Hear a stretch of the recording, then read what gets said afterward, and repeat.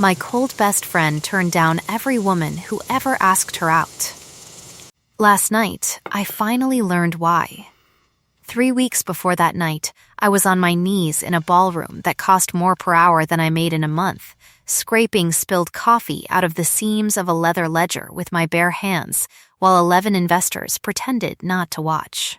"Leave it," Trent said, not to help me, but because the stain had reached his shoe. I left it. I picked up my notebook instead, the one with the cracked spine and my grandmother's initials pressed faint into the cover, and I held it against my chest like it could still be saved. 31 pages of numbers ruined in under a minute. 6 months of quiet, careful work, the kind nobody at Larkspur events had asked for, and nobody had wanted, dissolving into brown water on a marble floor that reflected the chandelier like it was trying to apologize to me on the room's behalf. My name is Wren Calloway. I was 26 years old, an Omega who had presented at 14 and spent every year since learning how to take up less space than the day before. I worked accounts for Larkspur, which meant I chased down decimals nobody else noticed were missing, and it meant that when I found something wrong, I was expected to hand it to a man with a better haircut and let him say it louder. I had found something wrong 4 days earlier. A vendor contract for tonight's gala, restaurant supply invoices padded with a phantom delivery fee that repeated itself with the polite regularity of a heartbeat, $62 bleeding out 62 times, month after month, until it added up to a little over $11,000 that had gone somewhere it should not have gone. I had shown Trent the pattern with my own handwriting, circling every instance in red. He had smiled the smile men use when they are about to take something from you, and thanked me for catching it. Then, in front of the investors, he stood up and announced that he had caught it. There was a discrepancy, he told the room, tapping my ledger where it sat, still closed, at his elbow. I ran the numbers myself, $11,240. He said the figure like he'd earned the right to know it. I opened my mouth. Nothing came out that would have mattered.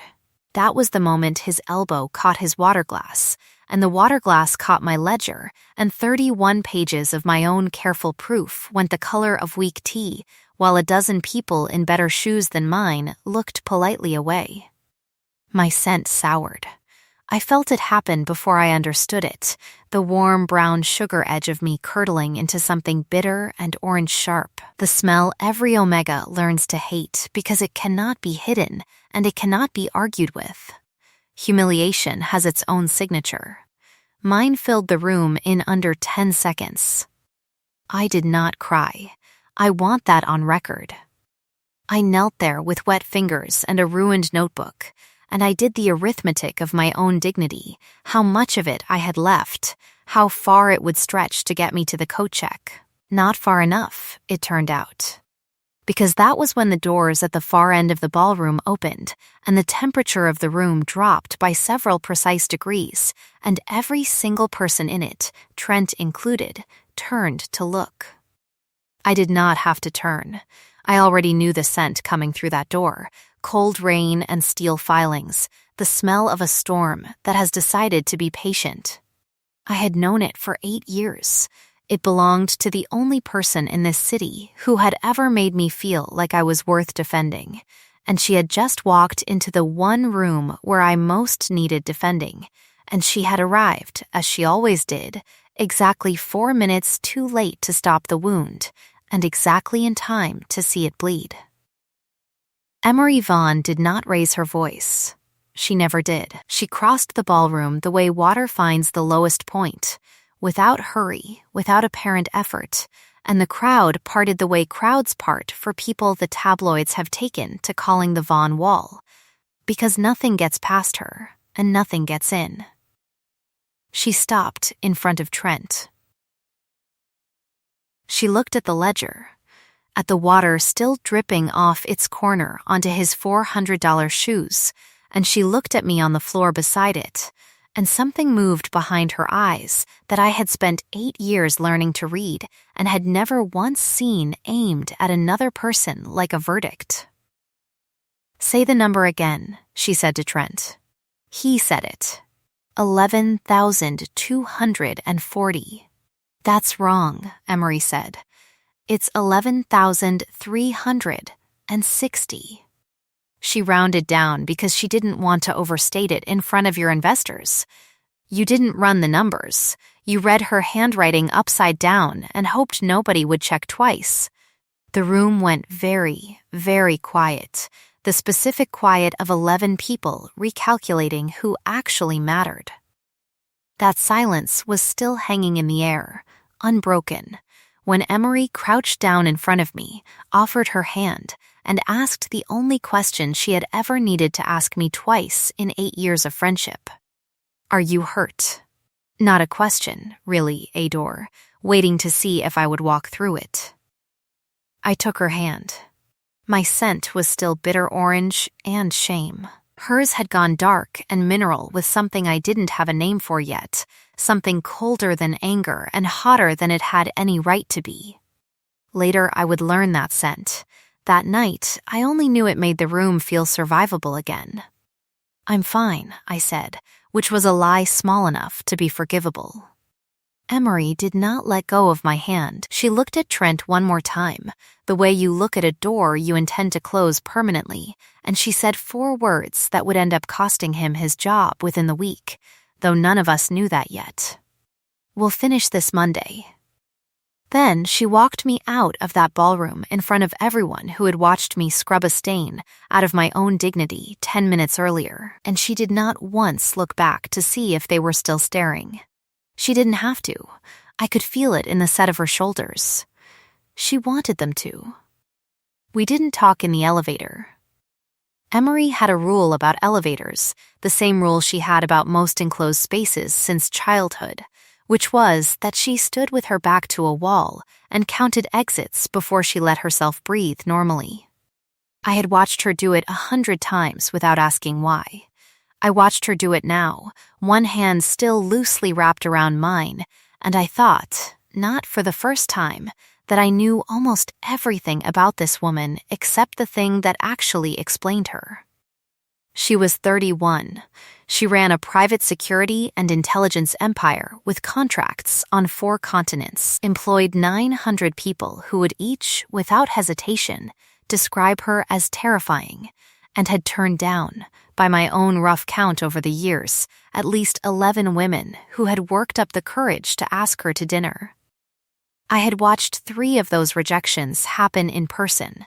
Each one had been polite, brief, and absolute, the tone of a door being locked rather than slammed. I had never once asked her why. Best friends don't interrogate the shape of each other's loneliness. They just show up on Fridays with takeout and let the silence be enough. "You didn't have to come tonight," I said, once we were in her car, once the ruined ledger was drying on a towel in my lap like something wounded. "I always come," Emery said. She didn't look at me when she said it. She was watching the exits of the parking structure the way she watched every exit, automatically, permanently, a woman built out of contingency plans. You knew I would. I had. That was the part I didn't examine too closely, not then. That some part of me had known, kneeling on that marble floor with my hands stained and my ledger drowning, that if I waited 4 more minutes, the storm would arrive and take my side. I didn't know yet that she'd been waiting on the far side of that door for 6 minutes already, watching through the glass, counting the seconds it took her to decide whether walking in early would humiliate me worse than letting the scene finish. I didn't know that the version of Emery Vaughn who chose to wait, who let me kneel there 30 extra seconds so I could stand up on my own first, was the same woman who had spent 8 years choosing, over and over, not to tell me the truth that was about to break both of us open. I found that out 3 weeks later. That night in the car, I only knew that my ledger was ruined. My pride was smaller than it had been that morning, and the only person who had ever made me feel like arithmetic could be a kind of courage was driving me home through the rain with her jaw set like a held breath. She dropped me at my apartment. She didn't come up. She sat at the curb until I'd made it through the door and flipped the porch light. The same way she had every single time for 8 years, a small, unspoken proof that she was watching until she knew I was safe. I didn't know yet that watching was the only word for love she'd allowed herself to keep. Emery called Larkspur's owner herself the next morning, which I learned only because the owner called me, breathless and apologetic in a way she had never once managed to be to my face. Trent, it turned out, had been quietly overbilling 3 vendors for the better part of a year and pocketing the difference through a shell account with a name so lazy it might as well have had his own initials on it. Emery's people found it in an afternoon. My own numbers, the ones drowned on the ballroom floor, had been the first thread anyone pulled. She showed up at my apartment that Sunday with 2 coffees and an offer instead of takeout. "Come work for me," she said, standing in my doorway like the words cost her nothing, though I would later learn she'd rehearsed them on the drive over. "Not as a favor. I need someone in financial integrity who can see a decimal lying to her before it finishes the sentence." "That's you. It has been you for years. I'm done watching someone else take credit for it. You're offering me a job because you feel sorry for me. I'm offering you a job because you're better at this than anyone on my payroll, and because watching a man in bad shoes take your work apart in front of a room is the last time I intend to stand behind glass instead of in front of it." Her voice didn't rise. It never did. But something under it had gone very still, the way water goes still right before it freezes. Say yes because it's true. Not because I said it kindly. I said yes because both things were true at once, and because some reckless, hungry part of me wanted to know what it felt like to walk into a building where the most feared woman in the city had already decided I belonged. Vaughn's Security and Intelligence occupied 31 floors of glass above the harbor, and my badge that first Monday let me into exactly one of them. The lobby alone had more marble than every room I had ever stood in combined, floors that reflected light like still water, security officers who nodded at Emery with the particular deference of people who had seen her handle a crisis and never wanted to see her handle a disappointment.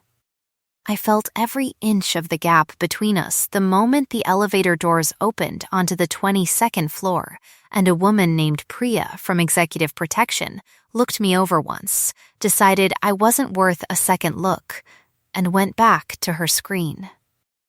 Des Okafor was harder to win over, Emery's second in command for 11 years, built like a door and about as easy to move. Des met me outside Financial Integrity with arms crossed, and a stare that had reportedly made a foreign intelligence officer confess to something unrelated just to make it stop. "You're the ledger girl," Des said. "Ren," I said, "I know your name. I'm telling you what the building's calling you." Des didn't blink. "You're never brought anyone in like this. Not off a resume. Not off a favor." She looked at your handwriting for 90 seconds and rewrote 3 job requisitions before lunch. I've worked for her 11 years. I've watched her turn away smarter offers than you without a second glance. A pause, heavy enough to have its own gravity. Don't waste it. I didn't know, standing there in a blazer I'd bought secondhand for the occasion, that Des wasn't warning me away. Des was handing me the first piece of a puzzle it would take 3 more weeks and a great deal of pain for me to finish assembling. The friction of that first month wasn't cruelty.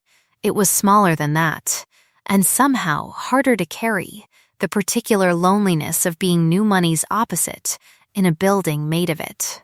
I ate lunch alone twice before a soft-spoken beta analyst named Callum found me in the break room and asked, with the kind of nervous honesty I recognized because I used to own it, if I wanted to get coffee sometime, as more than colleagues. I told him the truth, gently, that my chest was already spoken for even if the woman who owned it didn't know it yet. He nodded like he'd expected that answer, and he stayed my friend anyway, which told me more about the building than anything Des had said. Emery noticed things. That was the friction that undid me slower and deeper than any sneer from Priya ever could. She noticed I took my tea with too much honey and started keeping a jar of it in the break room labeled, in her own handwriting, for W. She noticed I stayed late reconciling numbers nobody had asked me to reconcile, and brought dinner up to the 22nd floor at 9 o'clock, without being asked, setting it down and leaving again before I could do more than say her name. She noticed the debt collector's letters piling in my mailbox, though I never told her about them, and 3 weeks after I started, my mother called me in tears because her hospital account, the one still carrying $42,000 of a bill from a cancer she had survived 3 years ago, and I had spent every month since paying down in humiliatingly small increments, had been paid in full by an anonymous donor. I asked Emery about it directly. She said she didn't know what I was talking about. Her scent, when she said it, went the particular flat gray of a lie she wasn't proud of and wasn't going to take back either. You don't have to be seen by everyone, she told me instead, the first time she ever said the words that would become the axis my whole life turned on. We were standing in the file archive on the 14th floor, close enough that I could feel the cold rain edge of her. Close enough that my own scent had gone warm and unguarded without my permission, just by me. That's enough. That's always been enough.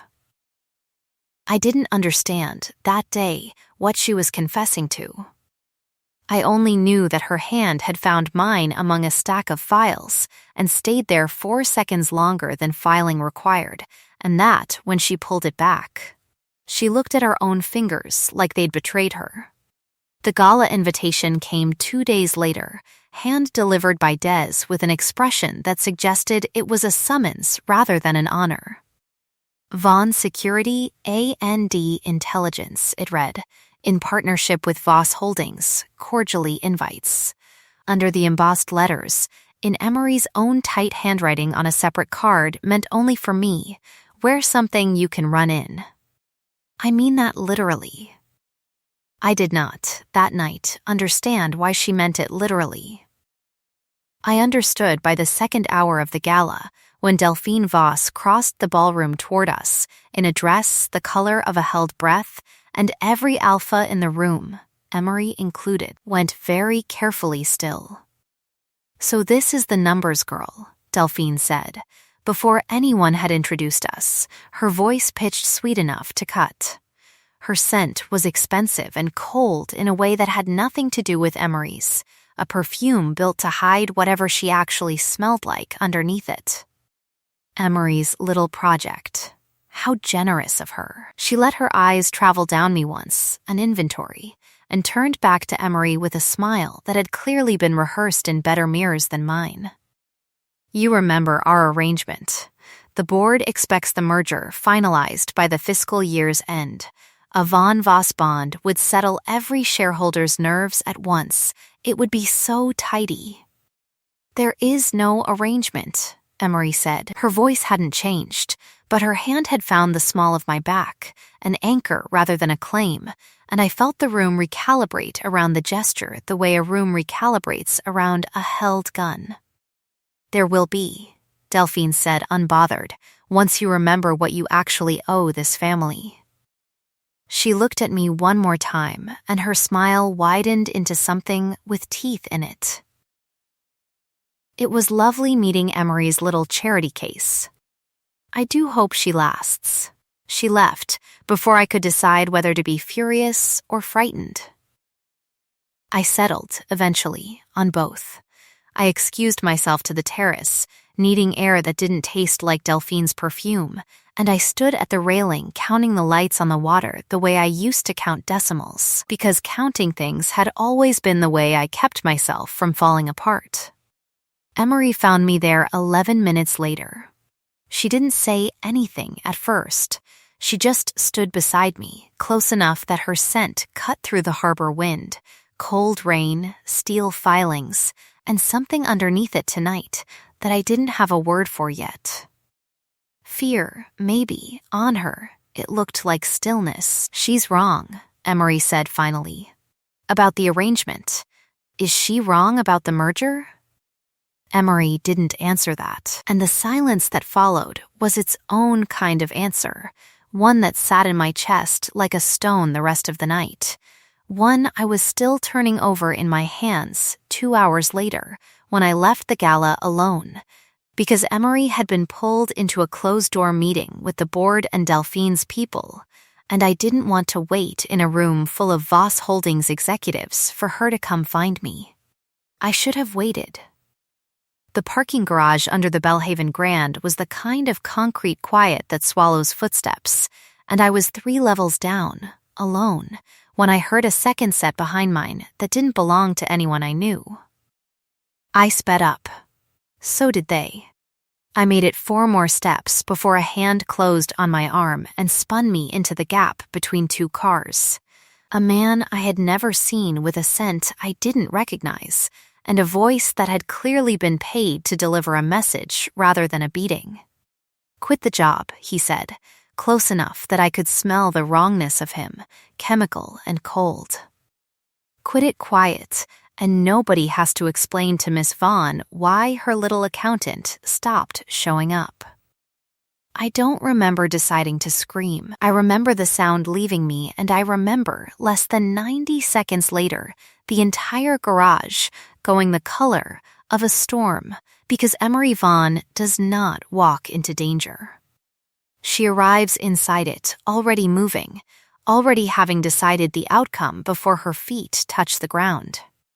She had the man against the concrete pillar, with one forearm across his throat, before I'd finished exhaling. She hadn't come from the gala dressed for this. She'd come from it dressed for a boardroom, in heels that should have slowed her down and didn't, and every line of her was the coiled, controlled violence of an alpha who has spent her whole life learning exactly how much of herself is safe to let loose.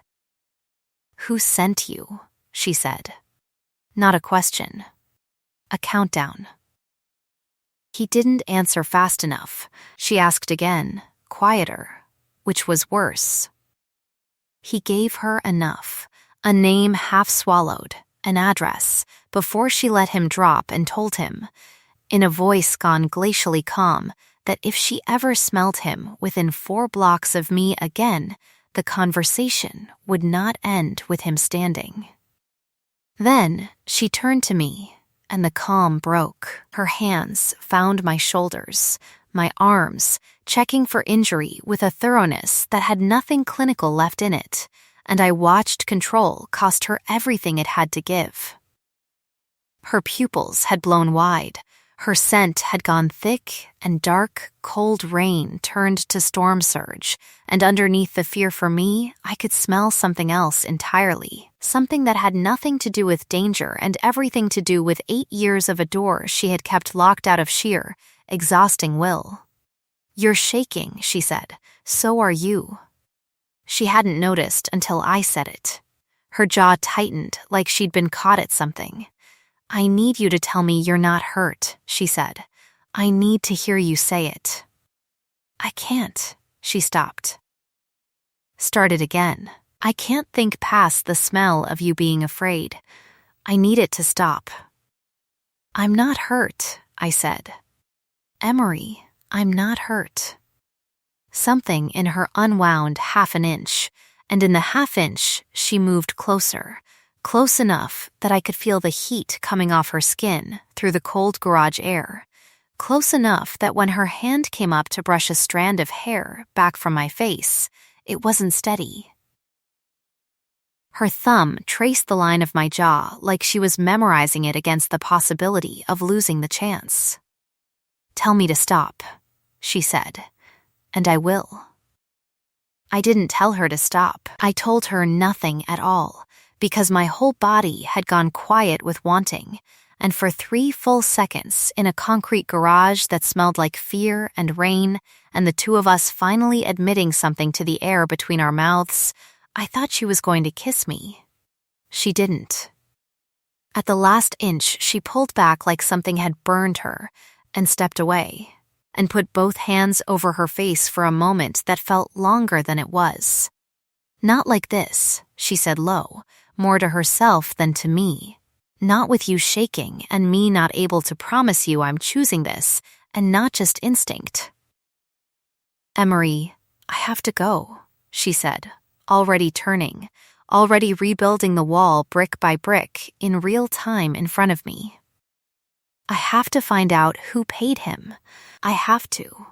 She stopped in the mouth of the garage, rain starting to fall through the open grate above her, and for one moment I thought she would turn around and finish whatever sentence had been sitting behind her teeth for 8 years. She didn't. She walked into the rain instead, and left me standing there with my heart going too fast and her scent still all over my skin, wondering what exactly it was she hadn't let herself say. She came to my apartment the next morning with a first aid kit she didn't need, because the man in the garage had never actually touched me, only frightened me, but she needed something to do with her hands, and cleaning a scrape I didn't have felt safer, I think, than the conversation we both knew was coming. "You should know," she said, sitting across from me at my kitchen table with 2 untouched cups of tea between us, mine drowning in honey the way she'd learned to make it, "that I've turned down 11 women in the last 4 years. "I've counted 12, I said. That surprised a breath out of her, something close to a laugh. 12, then. You would keep better books than I do." The humor didn't last, her hands wrapped around her own cup like she needed the heat. "My mother was bonded at 23 to a man the family board chose for her, not for love, for a merger, the way Delphine wants to hand me to her family's contracts like a signature. My mother spent 31 years married to a stranger she never got to choose, and she taught me, before I ever presented, that love decided for you isn't love. It's a transaction wearing the clothes of one." She looked up. "I swore I would never let anyone bond to me out of obligation, or gratitude, or fear of losing what I could give them. I swore it especially about the one person whose scent I actually recognized, the first time I ever caught it, because I was terrified that if I told her, she would only choose me back because she thought she owed me something." The room went very still. "When?" I said, though some part of me already knew. "Your 21st birthday," Emery said. "You'd had 2 drinks and you fell asleep on my shoulder on the drive home, and your scent went soft in a way I'd never smelled on you before, and it hit something in me I didn't have a name for, until 3 days later when I finally admitted to myself what a true match actually smells like." I panicked. I told myself I'd imagined it. I have spent 5 years testing that theory against every scent in every room I've ever walked into, and I have never once been wrong that it was you. Her voice, for the first time in 8 years, actually shook.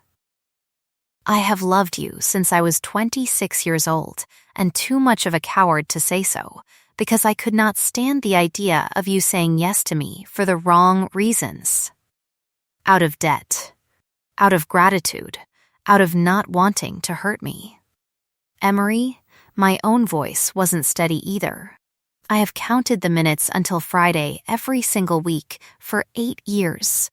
I don't need a reason handed to me. I've had one the whole time." Something in her face broke open, careful and disbelieving, the expression of a woman being handed something she'd stopped letting herself want out loud. She reached across the table, and this time, she didn't pull back. Her fingers laced through mine, and her thumb found the same worn place on my palm it always found, and for the first time in 8 years, neither of us treated the touch like an accident. "Ask me with your words," I said, echoing the gate she'd set the night before, giving it back to her. "Can I kiss you?"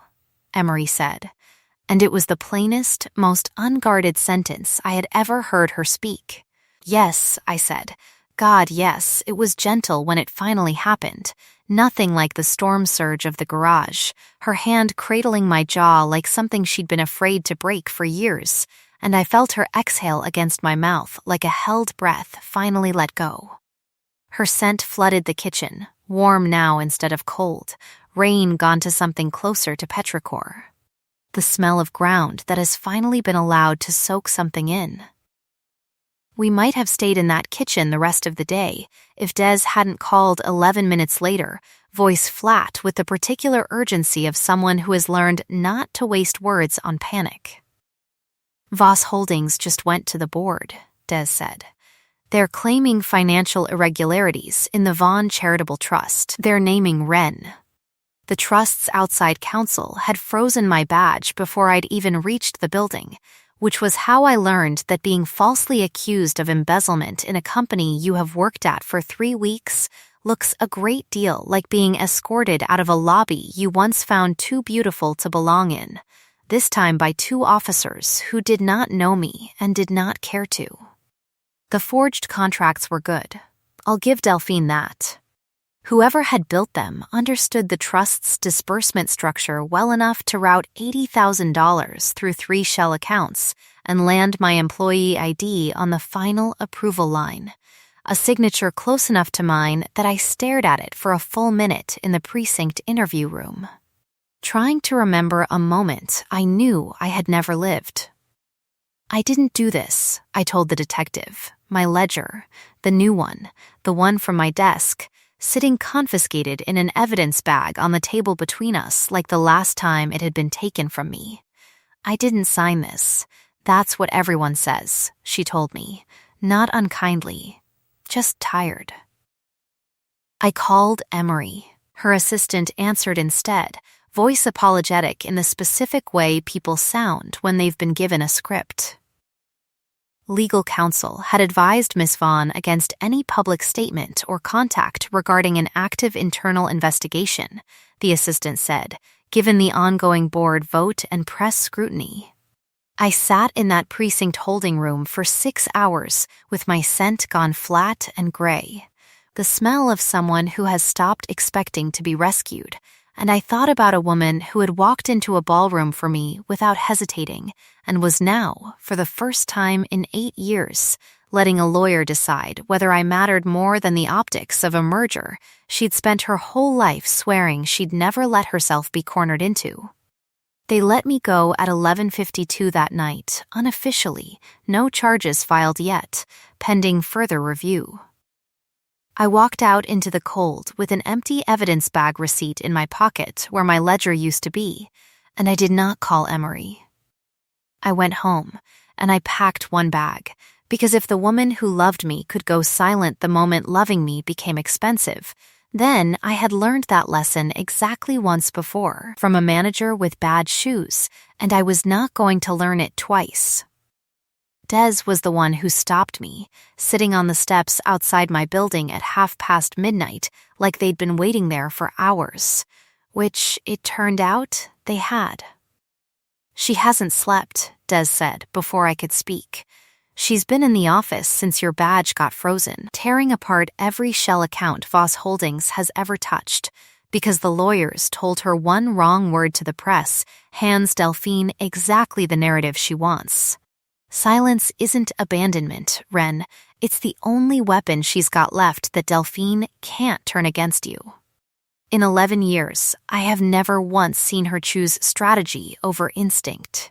She's choosing it right now, and it is killing her, and she asked me to sit on these steps until you either believed that or told me to leave." "Why didn't she come herself?"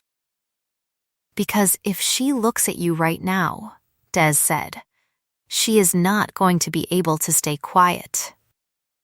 And silence for 6 more hours is the only thing standing between you and an arraignment.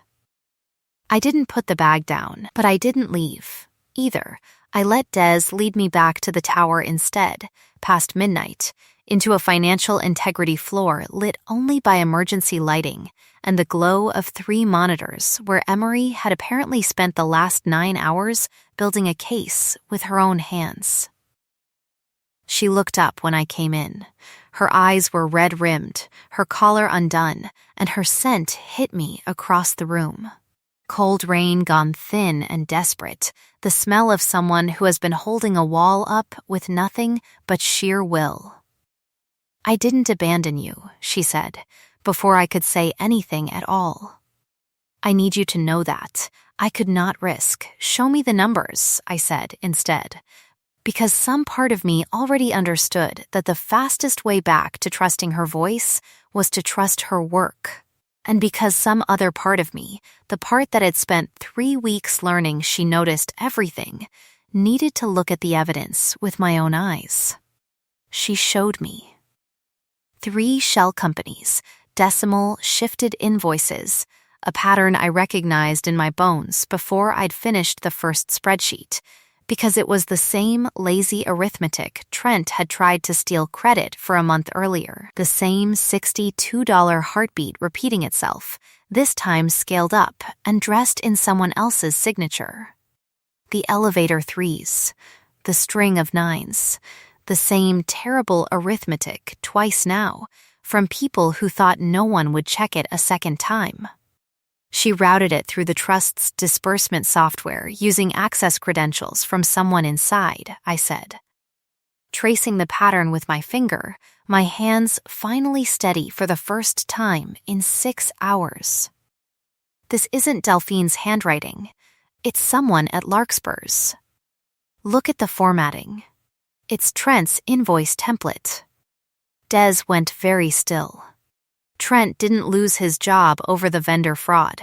He lost it 2 days before Voss Holdings made their move. He needed money, I said, the pieces sliding into place the way they always did for me, cleaner than anything else in my life had ever slid into place. And Delphine needed a way to discredit me without her name on it. She found a bitter man with the right access and bought exactly what she needed. By 4 a.m, we had it. A complete chain from Trent's personal account through 2 shells and into a payment traceable, with 3 more hours of work directly to a Voss Holdings subsidiary.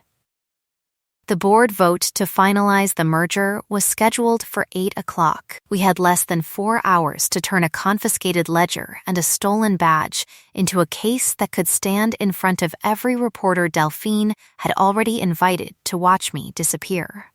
Emery drove to Delphine's penthouse herself at 6 that morning, and she did not let me talk her out of coming with her, and she did not let Des talk her out of going in the front door instead of waiting for a warrant that would take another day they didn't have. Delphine answered in a robe the color of expensive apology, and for 1/2 second her scent spiked with something like fear before the mask went back up. "Emery, this is unorthodox, even for you." "Trent Wickham," Emery said. "You paid him $14,000 3 days ago. I have the wire." She didn't raise her voice. She never did. "You are going to walk into that boardroom in 2 hours and tell them exactly what you did. Or I am going to make sure every reporter in this city has this file before your car reaches the lobby." Delphine's laugh had a crack in it now, the first honest sound I'd heard her make. "You'd burn the merger. The board, everything your mother built." "My mother built a company," Emery said. "Not a cage. I am done letting anyone confuse the two." She stepped closer, and something in her voice went colder than I'd ever heard it, cold enough that Delphine actually stepped back. "You sent a man into a parking garage to threaten someone I love. That was the last mistake you were ever going to be allowed to make near her." Delphine's man moved before any of us expected it, a hired security officer stepping in fast enough that his shoulder caught Emery across the jaw before Des had him on the ground, and I watched Emery take the hit without flinching, watched her turn it into leverage instead, one hand closing hard around the man's wrist, while blood welled at the corner of her mouth, and her eyes never once left. Delphine's face. "Emery," I said, my hand on her arm, feeling the fury still coiled in her like a held breath. "That's enough. Let the room finish it." She looked at me. Something in her unwound at the sound of my voice, the way it had in the garage, the way it always did, and she let the man go, and she wiped the blood from her mouth with the back of her hand and did not hit him back, because I had asked her not to, and because some things a person only puts down for someone they trust to hand them a better weapon. We walked into the boardroom at 7:58 with 2 minutes to spare, a stolen ledger's worth of proof, a recording from Delphine's own foyer, and Emery Vaughn's split lip in front of every reporter Delphine had invited to watch a merger get finalized. They watched something else instead. Des played the recording. I laid out the numbers myself, standing in front of a room that had, 3 weeks ago, watched me kneel on a ballroom floor and say nothing while a man in bad shoes took credit for my work. I did not kneel this time. I spoke plainly, decimal by decimal, until every reporter in that room understood exactly what Delphine Voss and Trent Wickham had built, and exactly whose signature they had stolen to build it. Trent, it turned out, was in the room, hoping to be hired onto the Voss transition team. He was escorted out within the hour, and the story broke by noon with his name spelled correctly for the first time in his career, attached to the words fraud and forgery in the same sentence. Delphine did not go quietly. She threatened lawsuits that never materialized once her own recorded voice was already circulating. And within a week, the merger was dead. The board had opened its own investigation into her family's holdings, and Voss Holdings stock had lost enough value that her name stopped appearing on invitation lists altogether. Emery found me on the terrace outside the boardroom afterward, the same terrace where Delphine had first smiled her teeth at me weeks before, except this time the morning light was gold instead of storm gray, and Emery's split lip had already started to bruise, and she looked, for the first time since I'd known her, entirely unguarded. "I have loved you since I was 26, she said, in front of Des and Callum and half the financial integrity floor who had followed us out to watch, and I have wasted 5 years being too much of a coward to risk you saying yes for the wrong reasons. I am done being careful with something that has never once been wrong." She reached for my hand, and this time, she didn't hesitate at all. Ren Calloway. "I don't want to be your cold best friend anymore. I want to be the person whose door you never have to knock on." "Ask me with your words," I said one more time, giving her the gait she'd taught me, because some promises are worth repeating until they become a language of their own. "Will you let me claim you?" Emery said. "Not tonight, not because of any of this.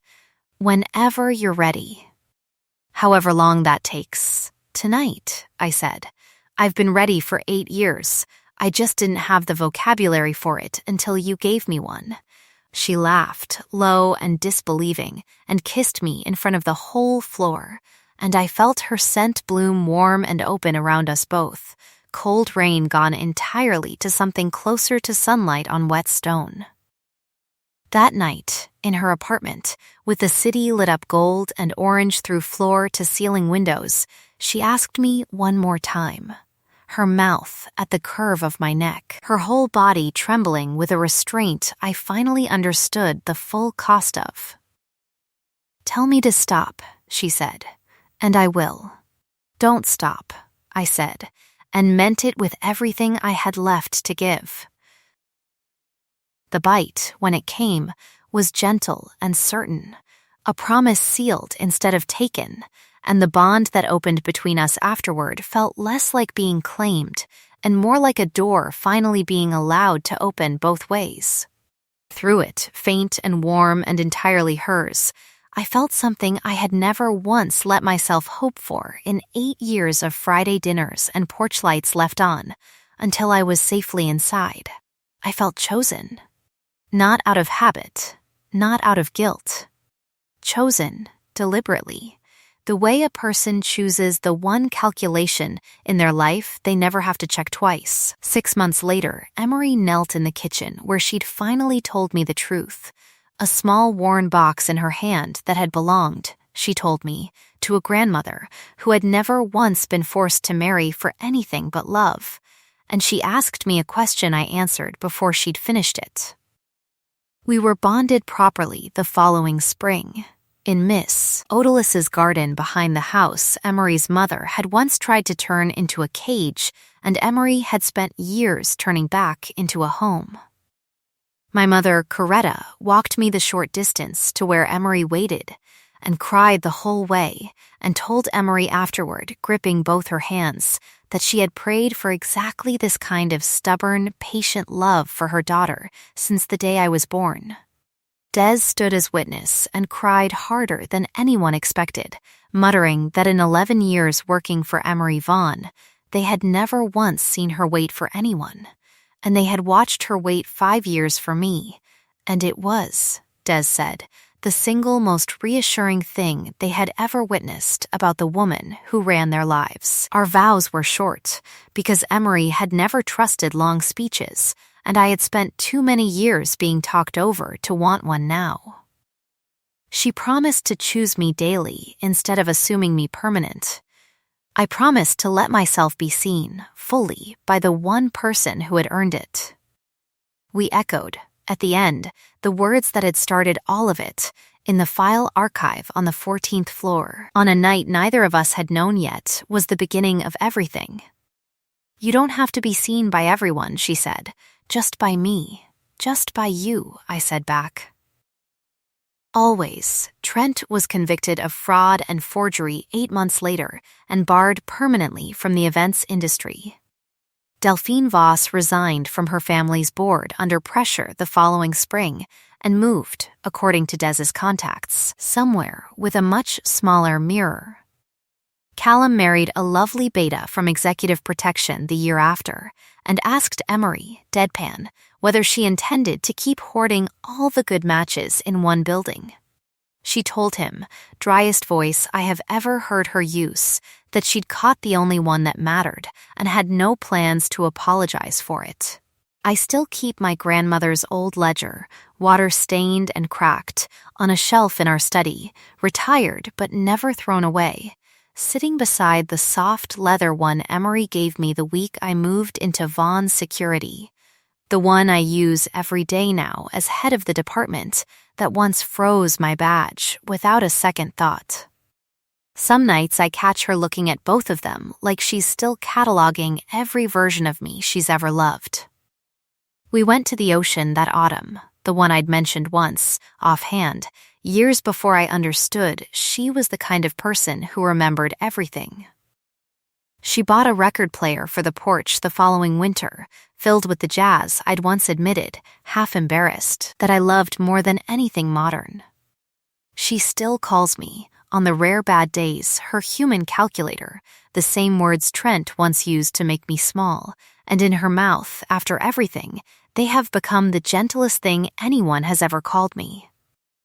Some mornings I wake before she does, and I watch the light come up gold across the harbor through our window, her arms still heavy across my waist, her scent gone soft and warm in sleep, and I think about a woman who spent 8 years standing guard outside a door because she loved me too much to open it without my permission. Being invisible teaches you to survive quietly. Being chosen, fully and on purpose, by someone who waited until you were ready to be seen teaches you something better. It teaches you that the bravest kind of love was never the loudest one in the room. It was the one patient enough to wait outside the door until you were finally ready to open it yourself. The end.